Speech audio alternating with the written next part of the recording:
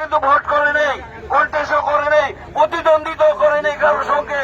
ওই auto pass MP সবাইকে হুমকি দিয়ে কিছু কিছু কাউন্সিলরকে আমরা বিভ্রান্ত করে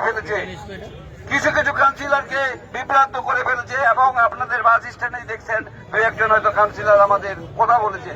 আসলে তারা ঠিকই আছে, তারা কোন রকম বিভ্রান্ত হয় নাই, তাদেরকে জোর করে আনানো হয়েছিল, তাদের কাজ এখন জোর করে আনানো।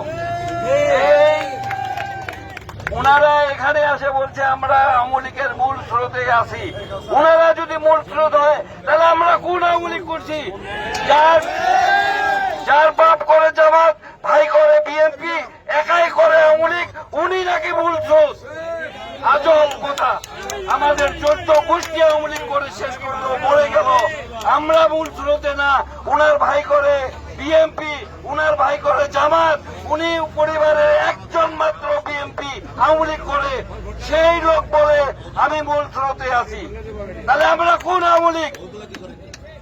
আমরা কোন আওয়ামী লীগ করে জানি? আমরা বলছি আমরা মূল আওয়ামী লীগ, আমরা মূল স্রোত। বেশি বাড়াবাড়ি করবেন না, ঠাকুরগাঁয় আপনাদের ঠাঁই হবে না।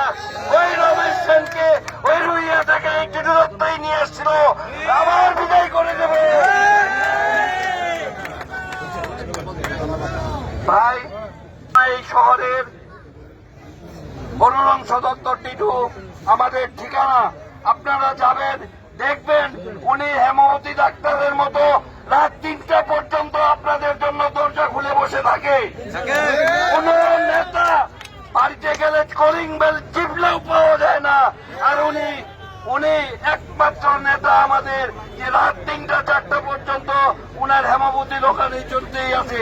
যদি ওষুধ বিক্রি করে না, আপনার বিপদের জন্য আপনি গেছেন, আমার বিপদের জন্য আমি গেছি, উনি শুধু আপনাদের আমাদের কাজেই করে যায়। কাজেই এই লক্ষ্যে যদি আমরা ভোট না দিই আমরা বেঈমান হয়ে যাব। এই জন্য আপনাদের কাছে আমার সবিনয় অনুরোধ, আমরা পৌরসভায় যারা বাস করি, আমরা পৌরসভায় এখানে আমরা দেখিয়ে দিব যে আমরা পৌরবাসী শুধু আনারসকেই ভোট দিব। বলে আমার বক্তব্য শেষ।